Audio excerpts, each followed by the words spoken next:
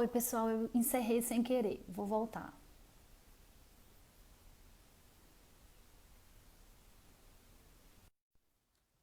Vamos aguardar o professor Eduardo.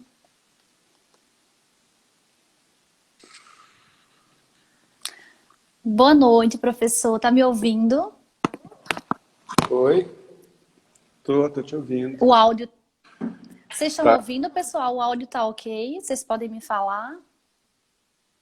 pra mim tá bom.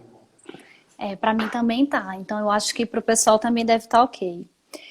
Boa noite, professor Eduardo. Primeiro, muito obrigada por ter disponibilizado um pouco do seu tempo para conversar conosco. Imagina, é um prazer. Já tá ao vivo, não? Já estamos. Eu tô aqui me arrumando e vocês já estão ao vivo. É que eu tive que... Melhor assim ou assim? Não, assim fica torto. Ah, Isso, assim tá bom. bom. Deixa eu só me arrumar aqui, porque eu precisava ver uns dados aqui.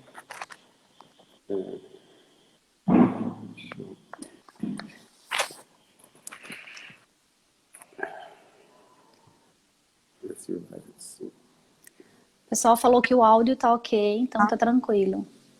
Tá bom. Então vamos lá. Bom, um prazer estar aqui com vocês. Desculpe, eu não sabia que era só pelo celular, estava tentando Computador. pelo laptop, mas estou aqui. É um prazer fazer esse debate com vocês. Ótimo, professor. Então, gostaria de lhe apresentar, né, o professor Eduardo Fagnani. Ele possui graduação em Economia pela USP, mestrado em Ciência Política pela Unicamp, doutorado em Ciência Econômica também pela Unicamp. Ele é professor do Instituto de Economia da Unicamp, pesquisador do Centro de Estudos Sindicais e do Trabalho e coordenador da rede plataforma Política Social Agenda para o Desenvolvimento. Então, mais uma vez, professor, obrigada. Antes de a gente começar, de passar a fala para você, nós fizemos uma pesquisa rápida, porque o tema da palestra, da conversa, para a gente entender um pouco as desigualdades no país, se nós estamos no mesmo barco, né, em relação a essa pandemia, e nós trouxemos alguns dados para que você pode complementar esses dados, corrigir se estiverem errados, para que as pessoas possam ter noção do tamanho da desigualdade nesse país, né? Então, em 2015, 10% da população concentrava 55,3% da renda nacional, enquanto os 50% mais pobres tinham 12,3%. Em 2019, um estudo da FGV mostrou que a metade mais pobre da população teve queda de 18% na renda, enquanto o 1% mais rico teve aumento de 10%. A renda média dos brancos é 2.999, dos pardos 1.719 e dos negros 1.673. Também há discrepância entre homens e mulheres, com as mulheres com renda média de R$ 1.985 e os homens R$ 2.555. A desigualdade no Brasil também tem cor, porque das pessoas que estão na extrema pobreza, mais de 70% são negros. 64% dessas pessoas não têm educação básica. 80% dos analfabetos são negros. 6 em cada 10 crianças e adolescentes vivem em situação de pobreza. 48% da população não possui coleta de esgoto. 36 milhões de brasileiros não têm acesso à água tratada. No Nordeste, esse valor seria de 13 milhões de pessoas. Em 2017, por exemplo, 289 mil pessoas foram internadas por diarreia. Desses 50%, desse total, 50% era criança. E essas doenças são decorrentes da falta de saneamento básico, que ainda não é uma realidade para a maioria da população. E desde o começo da pandemia, professor, nós escutamos que estamos no mesmo barco, que o vírus mata rico, que o vírus mata pobre. Só que essa pandemia desnuda essa desigualdade que já existe no Brasil. E aí, dentro desse contexto, nós gostaríamos de perguntar se você acha que nós estamos no mesmo barco em relação a essa pandemia. De forma alguma. A Michelle Bachelet, que foi ex-presidente do Chile, agora é uma consultora da ONU, ela para mim falou a frase melhor, que o fator de risco, o maior fator de risco é a pobreza e a desigualdade. As pessoas, enfim, os médicos dizem que o fator de risco são os idosos, as pessoas que têm comorbidade, etc. Mas o principal fator de risco é a pobreza e a desigualdade, que no Brasil são vergonhosas, tá certo? Pelos critérios da ONU, do PNUD, que pega a renda do trabalho, o Brasil é o 7º país mais desigual do mundo. E pelo critério do Piketty, que além da renda do trabalho, ele consegue ter acesso aos informes de imposto de renda, nós somos um dos 3 países mais desiguais do mundo, tá certo? Nós estamos disputando com o Chile e com o Catar. 1% dos bilionários brasileiros detém quase 30% da renda. Né? A desigualdade da renda, só para vocês terem uma ideia, eu separei aqui alguns dados, né? Nós temos os 10% mais pobres, quer dizer, vamos deixar bastante claro, quer dizer, essa epidemia, ela chegou para as pessoas de melhor renda, né, que foram passar férias na Europa e voltaram, tá certo? São aqueles que têm acesso a Netflix, né, podem fazer homework, tá certo? Homework, pode, enfim, moram em casas com mínimo de condições, né? A curva são pessoas que podem, enfim, ficar em casa, né? A curva desse pessoal está caindo, mas o que acontece é que a partir de um determinado momento a doença chegou nos pobres, tá certo? E essa curva, do meu ponto de vista, quer dizer, o que eu tenho visto está apenas começando, né? O ex-ministro da Saúde, agora, depois que ele saiu, o Mandetta, deu uma entrevista dizendo que o pico da curva no Brasil vai ser 30 de julho, tá certo? Exatamente porque pega a população mais pobre. Mas vamos ter uma ideia do que é a população pobre no Brasil. Os 10% mais pobres, eles vivem, são dados de 2019, eles vivem com renda de R$ 117, renda domiciliar, rendimento médio domiciliar per capita. Né? Então, R$ 117, rendimento médio domiciliar per capita. Certo? São 25 milhões de pessoas. Tá certo? É quase 2,5 vezes a população da Suécia. Tá certo? O segundo pior decil de renda, a rendimento médio domiciliar, o segundo decil é de 343. Tá certo? São 28 milhões de pessoas. É quase 2,5 vezes a população de Portugal. Portugal chegou um momento que falou, não, vai todo mundo para casa. Tá certo? E tem casa, pode ficar em casa. Tem casa, tem água, tem esgoto, tem densidade domiciliar adequada, etc. Agora, como é que você consegue deixar em casa, tá certo, 28 milhões de pessoas que recebem R$ 343 de rendimento domiciliar per capita? Tá certo? Por aí vai, tá certo? Mas de tal forma que nós temos 50% dos mais pobres, até o quinto decil, né, que representa 56% da população total, vivem com um rendimento domiciliar médio inferior ao salário mínimo. São 118 milhões de brasileiros.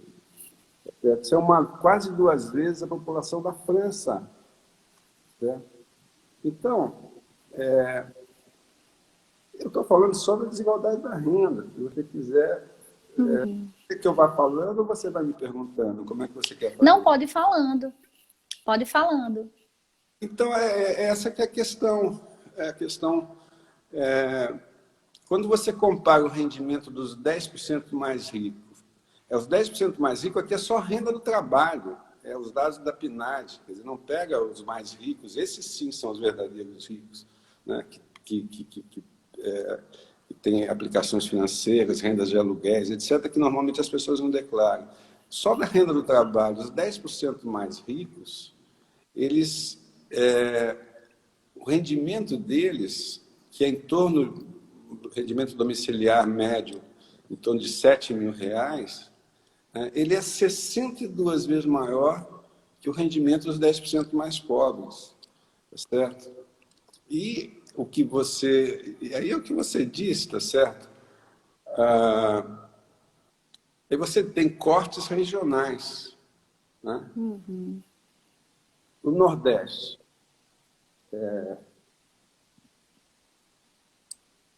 do total de pessoas não pobres, mais pobres, os 10% mais pobres, 53% está no Nordeste, certo? E a outra parte está na região Norte. Não é por acaso que o Nordeste e a região Norte são os países que têm são As regiões. que estão numa situação extremamente mais crítica, né? Você colocou muito bem, tá certo? Essa desigualdade afeta diferencialmente brancos e negros, tá certo?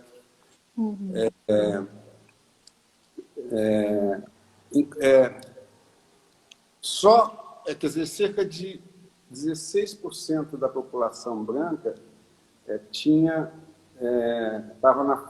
está na faixa dos 10% mais ricos. E apenas 5% da população preta ou parda que estava aí, tá certo?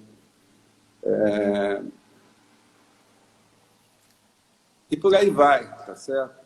E a outra questão que é importante é o seguinte, quando você, mais ou menos esses dados são semelhantes, quando você pega a pobreza, né? Então, os indicadores do IBGE mostram o seguinte, no Brasil, se você pegar um indicador de pobreza como 5 dólares, 5,50 dólares, né? Que é pelo PPC, o poder de paridade do poder de compra. Né? De 2011 esse dado, tá certo? 5 dólares, paridade de poder de compra de 2011. Usando esse dado, que o IBGE usa até hoje, tá certo? Você tem 1/4 da população brasileira está abaixo da linha de pobreza. Recebe cerca de R$ 420. São 53 milhões de brasileiros. Né? Isso é superior à população da Espanha. Né? Metade desses brasileiros residia na região Nordeste.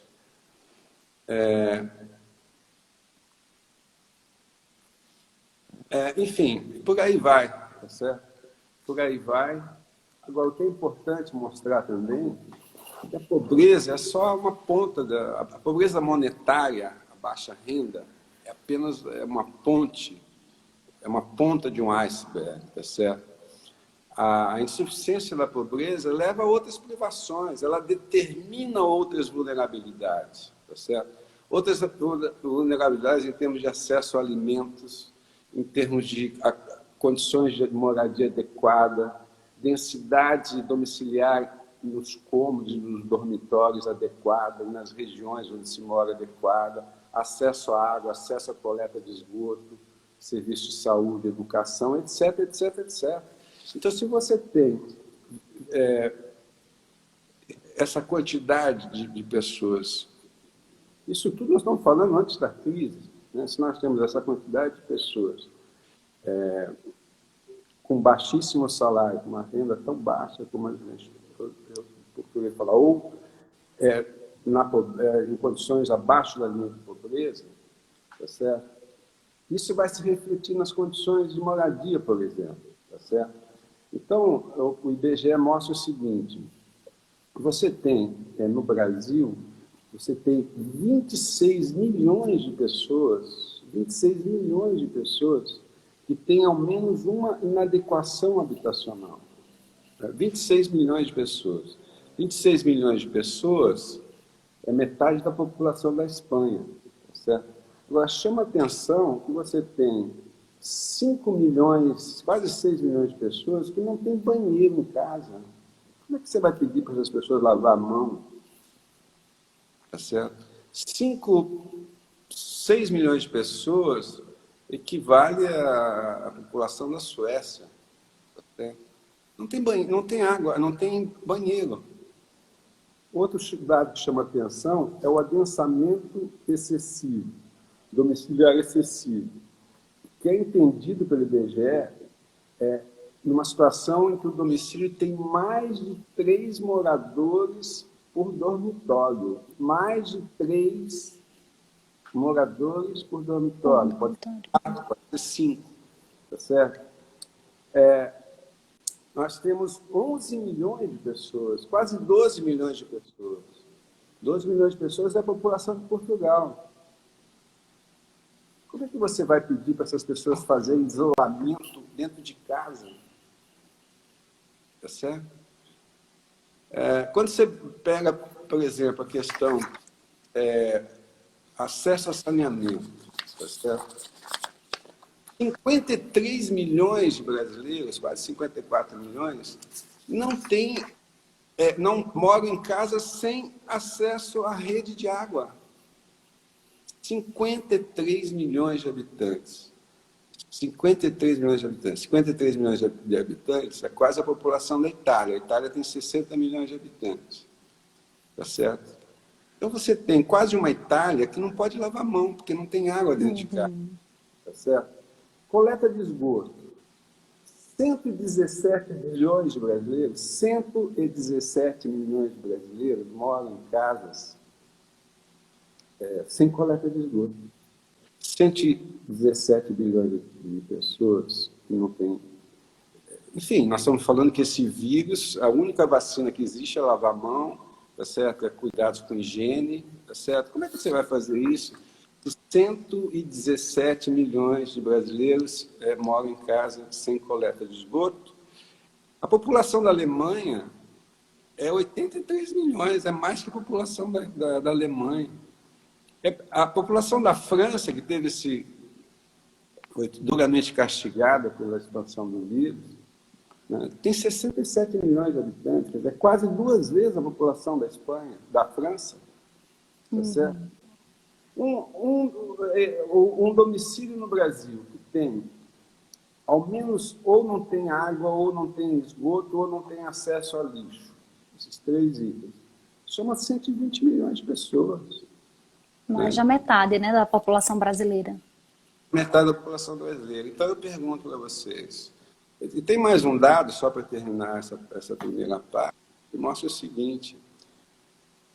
Como é que isso se dá? Isso se dá mais desigual para pretos e pardos do que para brancos, e mais desigual por regiões do Brasil. Então, você tem aqui o seguinte,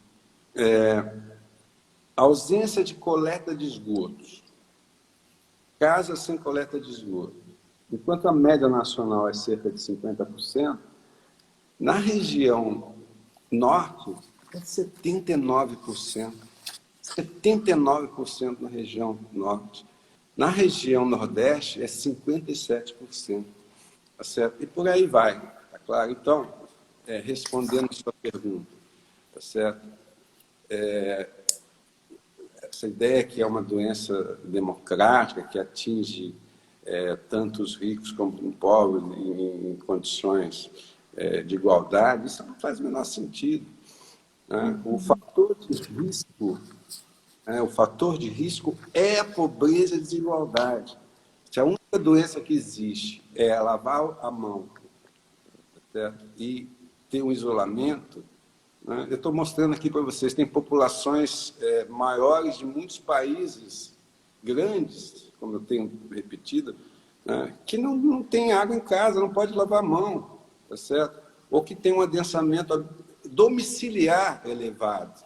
A pessoa até pode ficar em casa, mas dentro da própria residência, tá certo? Você tem uma questão domiciliar, um adensamento domiciliar que vai impedir, né, delas se prevenir com o único remédio que existe.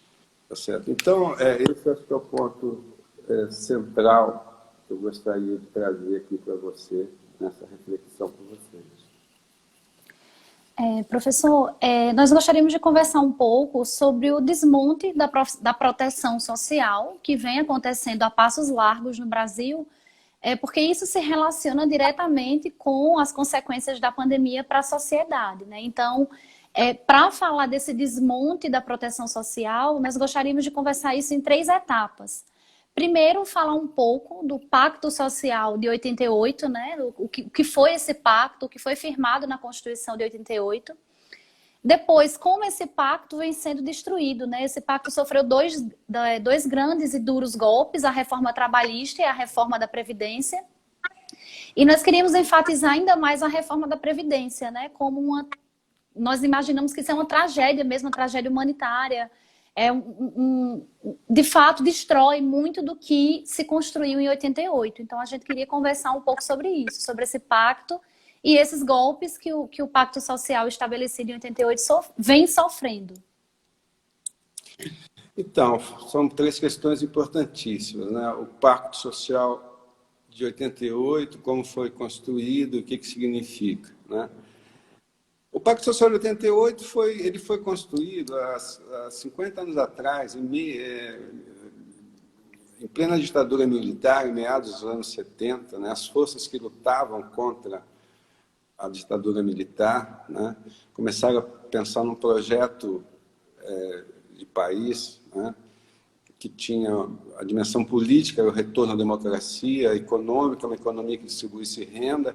E na questão social, eles se inspiraram, enfim, nós estávamos ali meados dos anos 70, eles se inspiraram na experiência da social-democracia europeia, não tem nada de revolucionário, né?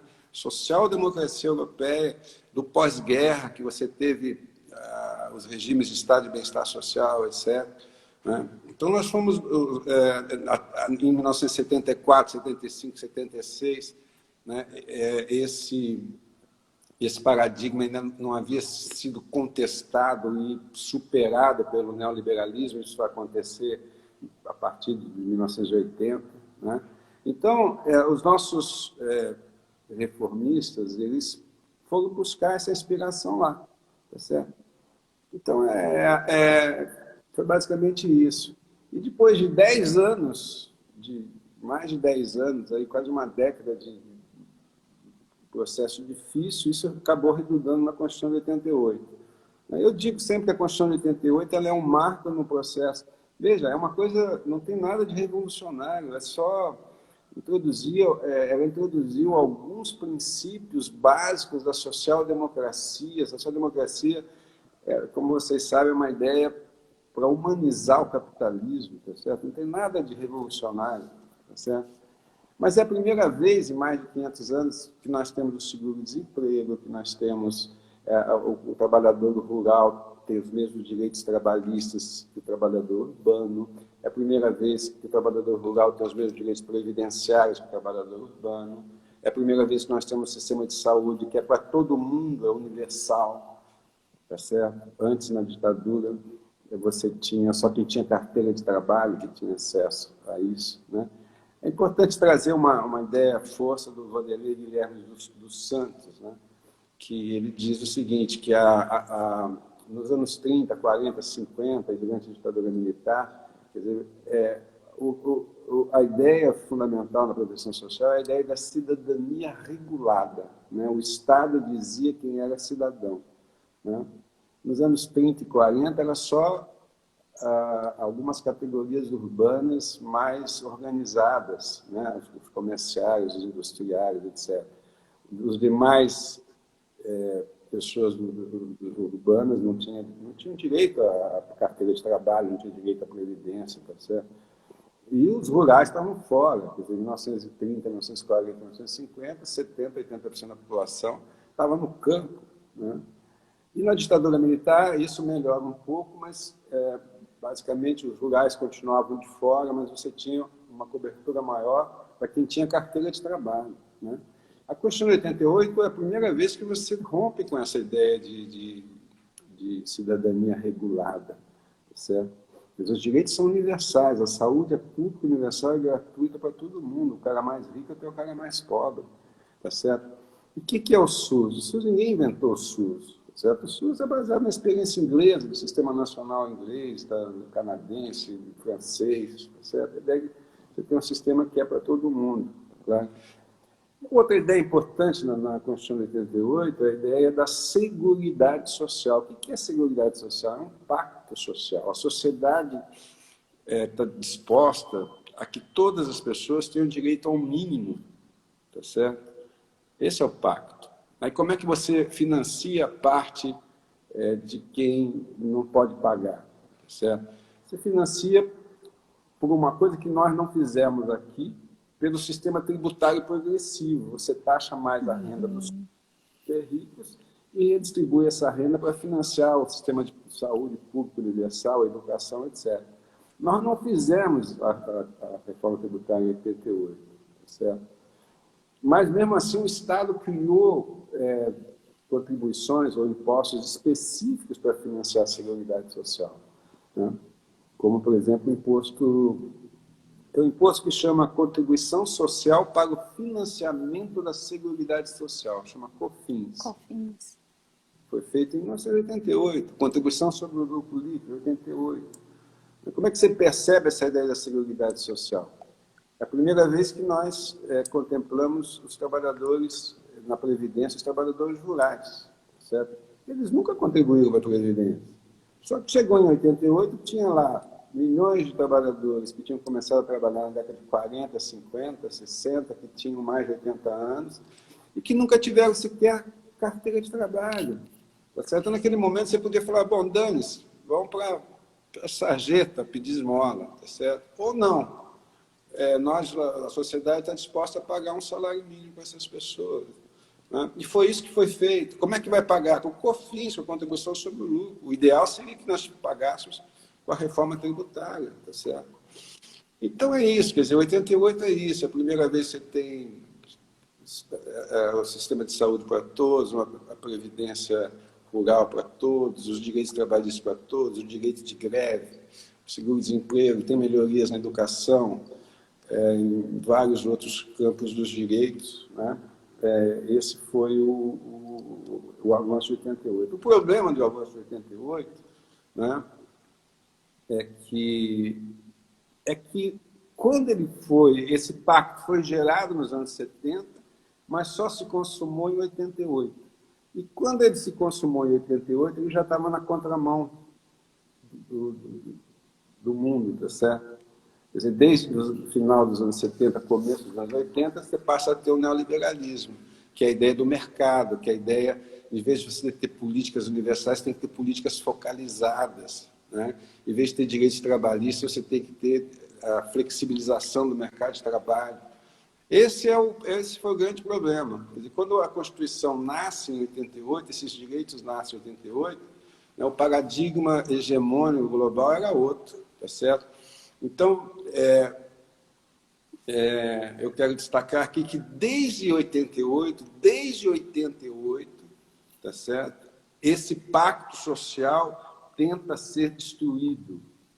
Nós fizemos, os nossos especialistas, agentes políticos que construíram o SUS nesse período, fizeram uma luta na contramão da agenda global. Isso que é importante destacar.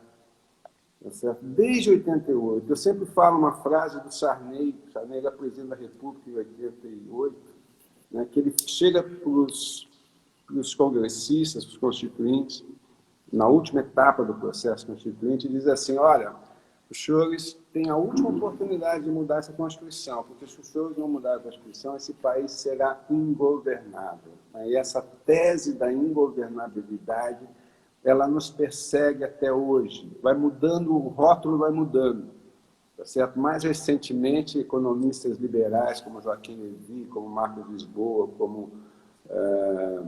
como Samuel Pessoa e outros, tá certo? Cunharam a frase que as demandas sociais da democracia não cabem no orçamento.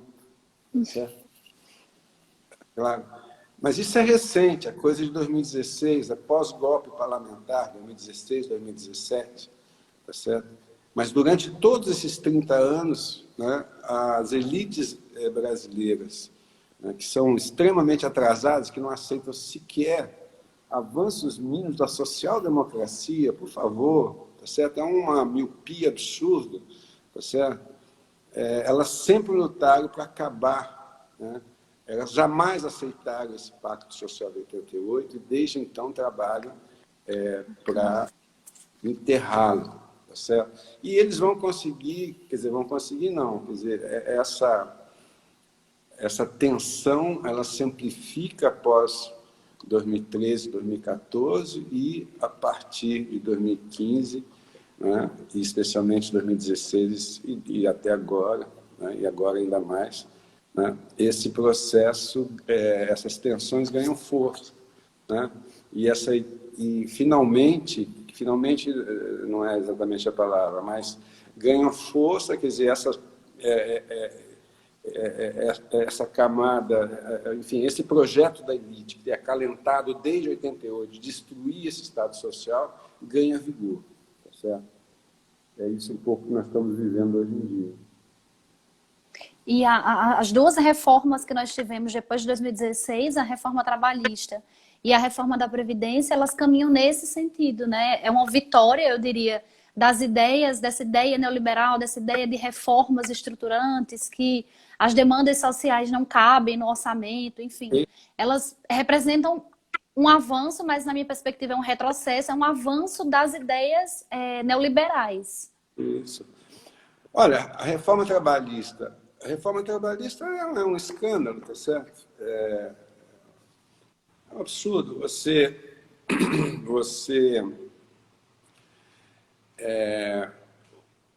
O que aconteceu? Você transformou em formal, tá certo? Atividades que até então eram consideradas precárias, né? Como, por exemplo, o trabalho intermitente. O que é trabalho intermitente? Você é contratado por horas, né? O trabalho por horas no Brasil é um trabalho formal, tá certo? Passou a ser legal, tá certo? O trabalho é temporário, né? Tem Natal, as pessoas são contratadas em novembro e dezembro para trabalhar lá para as vendas de Natal, e depois em janeiro elas são mandadas embora. Isso é um trabalho formal, tá certo? Enfim, a reforma trabalhista é, na verdade, uma forma de... Enfim, que se fez também com a justiça do trabalho, né? Outro ponto importante, né? A Margaret Thatcher, quando assumiu na Inglaterra, no começo dos anos 80, ela tinha claro, ela dizia assim, é fundamental quebrar a espinha dorsal dos sindicatos. Né? Para quê? Para poder remover os direitos trabalhistas. E foi que a reforma trabalhista que fez, ela moveu a espinha central dos sindicatos, né? Acabou com os mecanismos de financiamento, o imposto sindical, acabou, as centrais sindicais, os sindicatos hoje estão em condições difíceis do ponto de vista financeiro. A questão do negociado sobre o legislado. Quer dizer, está na Constituição, mas nós vamos negociar aqui, vale negociado. Quer dizer, então, é uma destruição dos direitos do trabalho e dos sindicatos. Né? E um pouco é o que nós estamos vendo agora. Quer dizer, nós temos, com a economia e com a ideia toda de que se fazendo essas reformas, isso ia gerar emprego, tá certo? Não gerou emprego nenhum, tá certo? Pelo contrário, o nosso mercado de trabalho temos aí nós temos cerca de 90 milhões de trabalhadores, tá certo? 12 milhões estão desempregados, cerca de 100 milhões de pessoas que trabalham, que estão na terra, tá certo? Antes da crise, 12 milhões estavam desempregados, agora provavelmente vai chegar a 20%, 20 milhões. Uhum. Outros 5 milhões, 6 milhões estavam desalentados, nem procuravam mais emprego, tá certo? E outros 40 milhões estavam no trabalho informal, tá certo? Ou por conta própria, etc. Então, você tem cerca de 100 milhões, tinha cerca de 40 milhões que ainda tinham carteira de trabalho, tá certo? A outra reforma, quer dizer, você tem a outra reforma é o teto do gasto, né? Quer dizer, a ideia toda é você implantar um ultraliberal no Brasil, tá certo? Essa é a questão. Então, você acaba com os direitos trabalhistas e acaba com os direitos sociais. Esse que é o ponto central, tá certo? Então, como é que você acaba com os direitos sociais? Como é que você acaba com parte desse pacto social de 88? Fazendo asfixia do financiamento da proteção social. Isso começa com o teto dos gastos. Os gastos não financeiros. Os gastos financeiros podem subir de qualquer forma, tá certo? E depois você tem a reforma trabalhista. Depois você tem a reforma da Previdência. Eu escrevi um livro que chama Previdência, o debate desonesto. Escrevi isso no meados do ano passado, meio à tramitação no Congresso, onde eu tentava dizer o seguinte: por que é desonesto? Porque a ideia não é acabar com a Previdência, a ideia é acabar com o contrato de 88. Tá certo? Quando você fazia a ideia do governo de pôr o regime de capitalização da Previdência, né, que foi uma ideia derrotada pela oposição, a oposição derrotou essa proposta. Mas o que é capitalização? A capitalização é você acabar com a seguridade, tá certo? E passar por seguro. A ideia da seguridade é que todos têm direito ao mínimo e a sociedade está disposta a contribuir financeiramente para que todos tenham direito ao mínimo. E o que é o seguro social? O seguro social só tem direito quem paga.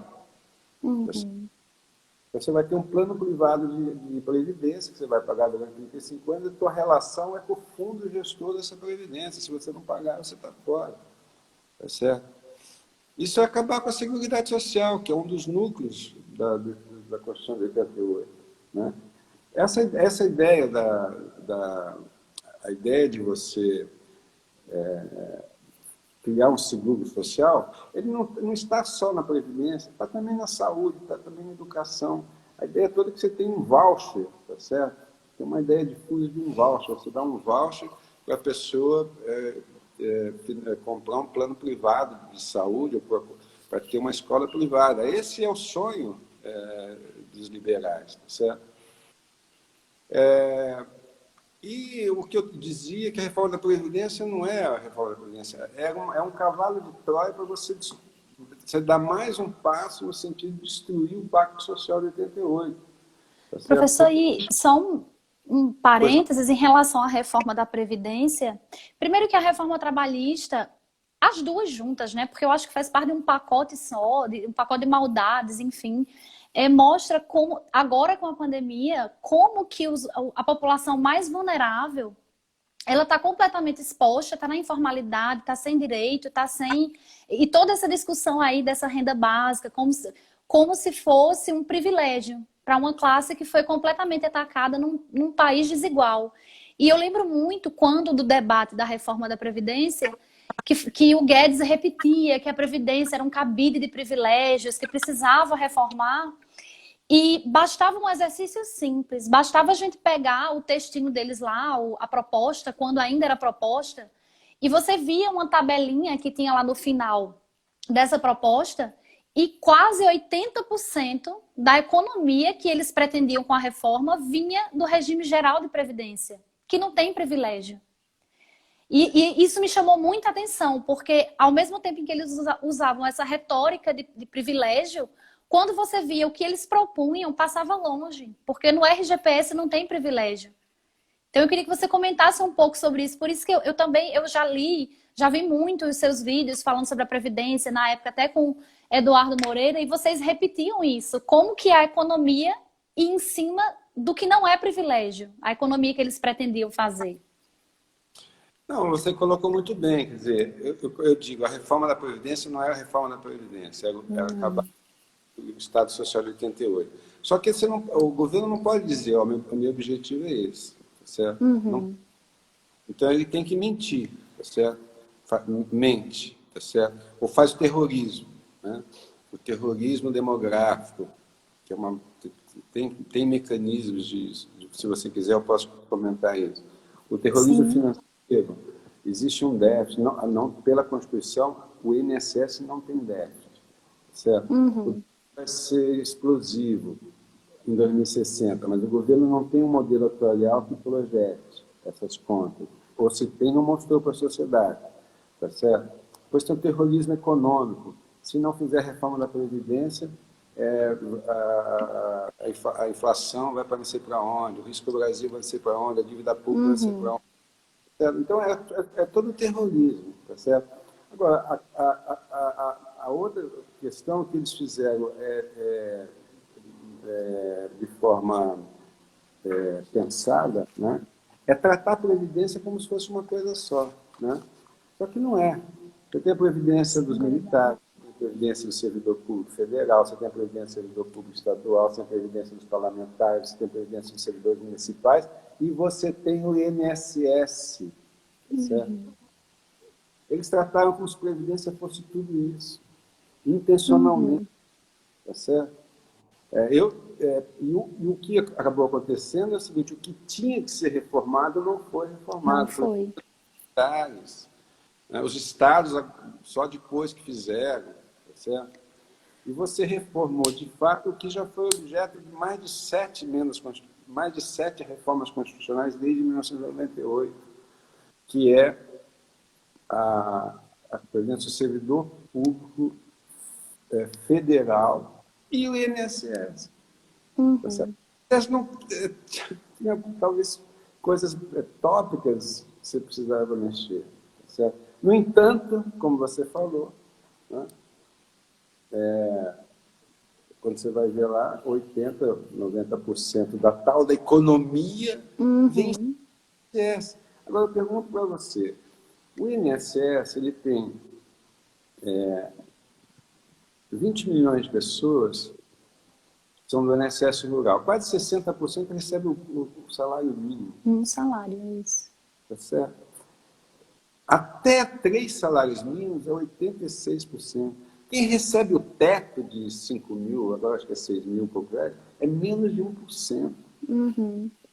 A maior parte do INSS rural recebe o salário mínimo. 100% do INSS, a maior parte do INSS Urbano. recebe o salário mínimo. 10 milhões de beneficiários rurais. 100% desses 10 milhões recebe o piso do salário mínimo. A média de salário, de benefício do INSS, urbano e rural, é em torno de R$ 1.400. Eu pergunto, um sujeito que ganha R$ 1.400 tem algum privilégio, meu Deus do céu. Tá certo? Por isso que eu te digo, quer dizer, ninguém, o governo, a elite econômica, a elite parlamentar, a elite midiática, etc., não queriam discutir isso, certo? Ninguém queria discutir isso, tá certo? Não queria discutir, porque a ideia toda foi empurrar essas medidas através de um terrorismo, né, nessas dimensões que eu te falei. Professor, Agora, já vou entrar. Só para te falar uma coisinha. Pode falar. O importante é que a sociedade reagiu, muitos especialistas, parlamentares, etc. E nós conseguimos uma grande parte das barbaridades que se pretendia, nós conseguimos fazer retroagir. E por conta disso, eu te digo o seguinte, o que seria dessa crise se você não tivesse 30 milhões de brasileiros que recebem INSS urbano e INSS rural, mais 1 milhões que recebem o BPC, tá certo? Se você pensar tudo isso, o BPC também é um salário mínimo, nós estamos falando aí de 38, 40 milhões de pessoas. Se cada pessoa tiver mais 2 membros na família, nós estamos falando de 100 a 120 milhões de pessoas. São 100 a 120 milhões de pessoas que ainda têm um salário mínimo. 100 a 20 milhões que, direta ou indiretamente, recebem um salário mínimo. Tá certo? Esse salário mínimo tem um peso extraordinário na renda de muitas famílias, entendeu? Porque é a renda do velho que sustenta, paga as contas atrasadas do filho que está desempregado, ou da nora que está com dificuldade, etc. Você imagine se nós não tivéssemos, você imagine se nós tivéssemos no Brasil um sistema de capitalização da Previdência. Certo? O que seria desse país? Você imagina se nós tivermos nesse país um SUS, como eu disse para você, foi construído na contramão dos interesses hegemônicos desse país, tá certo?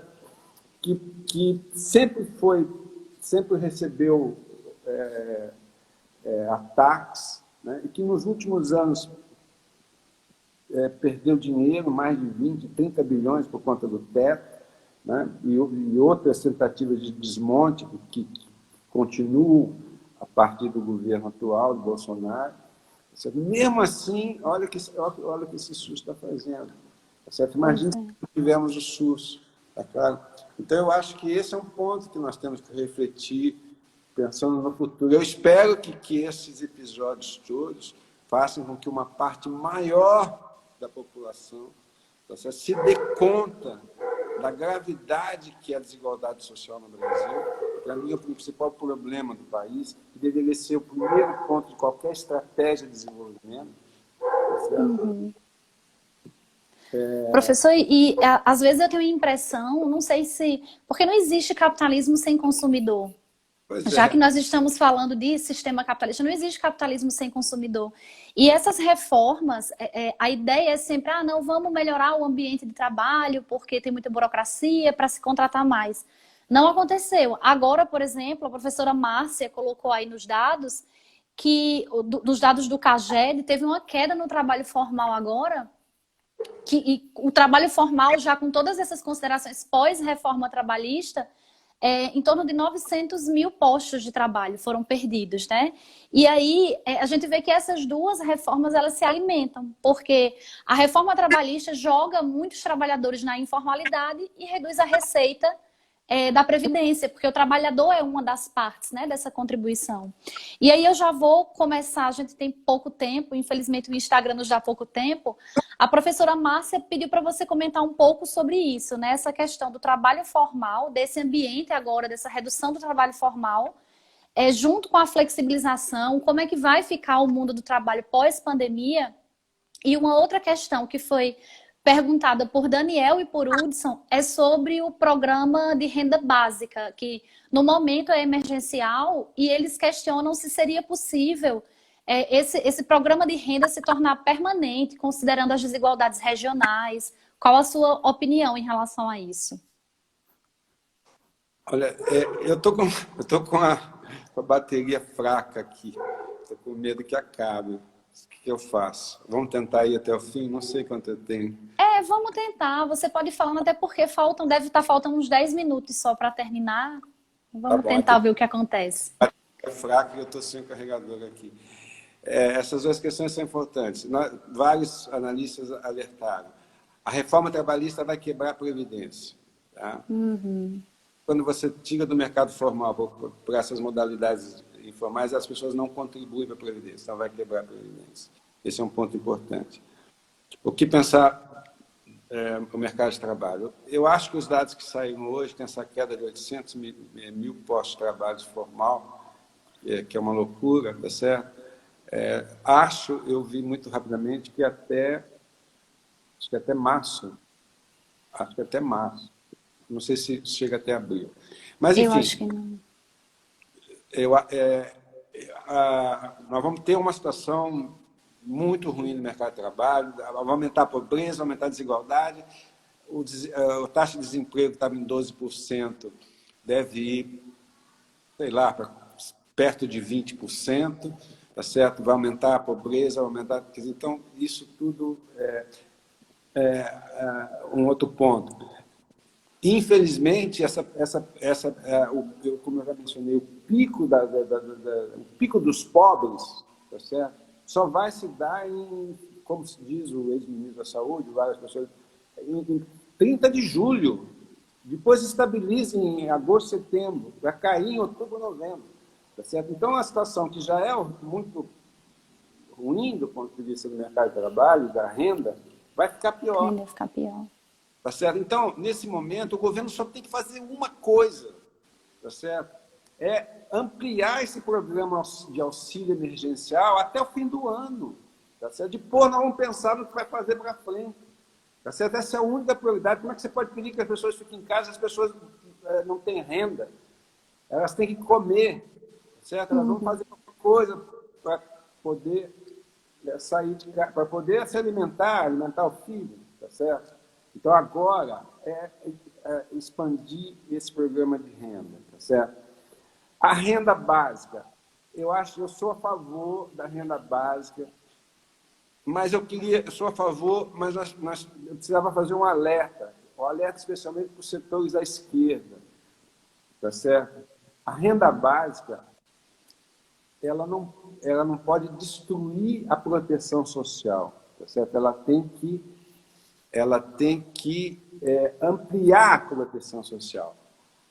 A renda básica tem que ser uma renda básica que substitua o salário, não que substitua programas de proteção social. Isso é importante, tá certo? A discussão da renda básica para o salário tem sido feita pela esquerda na Europa, especialmente na Europa, por conta da quarta revolução industrial. Eles estão vendo o seguinte: tecnologia, indústria 4.0 não vai ter emprego. Então, nós temos que ter uma renda que substitua o salário. Tá certo? Muito bem, essa renda eu sou favorável. O problema é que a ideia original do renda básica são ideias liberais clássicas, tá certo? Do Hayek, do Friedman, tá certo? Isso a gente precisa saber. E o que eles dizem é: eu dou a renda para que o Estado não entre na saúde, na previdência, nada. Tá certo? Quem não é pobre, compra no mercado. Quem é pobre, eu vou dar uma renda. Tá certo? Então, essa que é a ideia. Se vocês começarem a observar os vários atores que estão se mexendo nisso, tá certo? Já estão propondo substituição. Então, a gente vai fazer uma renda básica, mas vamos reduzir a previdência de um salário mínimo para R$300. Tem várias pessoas falando isso. Tem um estudo do Banco Mundial que saiu em 2017 que chama Ajuste Justo, 2017. Deem uma olhada lá, o que eles estão pensando, tá certo? Em termos de privatizar a saúde, privatizar a educação, privatizar a previdência e acabar com a previdência rural, com o benefício de prestação continuada, com o fundo de garantia, com o seguro-desemprego e com outras medidas para criar a tal da renda básica. Tá certo? Então, eu só quero fazer um alerta para o nosso campo da esquerda, que essa ideia da renda básica é fundamental, é necessária, ainda mais para a saída dessa crise, tem que ficar por bastante tempo, dado esse quadro de desigualdade da renda no Brasil, mas nós temos que ficar atentos para que essas medidas não se traduzam, tá certo, em extinção de programas de proteção social. Tá certo? Para mim, essa é uma ameaça que está colocada aí, tá claro? E eu vejo muita gente da esquerda, tudo bem, o senador Suplicy, que propôs isso em 1991, do meu ponto de vista, o momento não era adequado para propor isso em 91, mas essa é uma outra discussão, tá certo? Essa é uma crítica pessoal que eu faço, tá certo? Então, as pessoas da esquerda acham que o renda básica, tal como colocado no Brasil, é um programa de esquerda. Ele não é.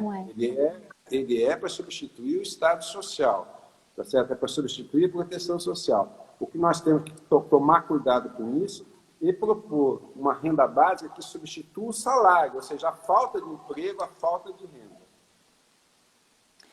Professor, o Instagram está me avisando aqui que a gente tem só mais 2 minutos e meio. Então, eu vou mais uma vez agradecer. Fica o convite para a gente fazer outras conversas, né? O tempo passou que a gente nem percebeu. E pedir para você fazer suas considerações finais. Bom, eu agradeço você, quero parabenizar vocês por esse debate. É fundamental que vocês discutam esses temas. O que eu estou trazendo são algumas ideias só para reflexão, para refletir todos, e que debatam esse tema, chamem outras pessoas, outros especialistas, e vamos em frente. Quer dizer, a luta continua, né, como se diz, e já passamos por momentos graves na história do país e a gente tem que superar esse. Acho que é uma oportunidade que nós estamos vendo, tá certo? Para que haja uma consciência maior sobre a gravidade da desigualdade brasileira, especialmente entre as camadas de mais renda, tá certo? Elas têm que entender, como você falou, se não tiver trabalhador, não tem capitalismo. Se não tiver renda, não tem capitalismo, não tem demanda, tá certo? Então, talvez entendam por aí, tá certo? E uma outra oportunidade para a gente discutir a importância da proteção social, a importância do Estado Social que nós, bem ou mal, criamos em 88, e que precisa ser fortalecida a partir daqui, né? E também temos que pensar que políticas de austeridade econômica, tá certo, não servem para um Brasil tão desigual como o Brasil, como país. Um país tão desigual como o Brasil. Tão desigual como o Brasil. A austeridade mata, tá certo? E isso não pode mais voltar para o país. Muito obrigado. Obrigada, professor. Boa noite. Boa noite a todos.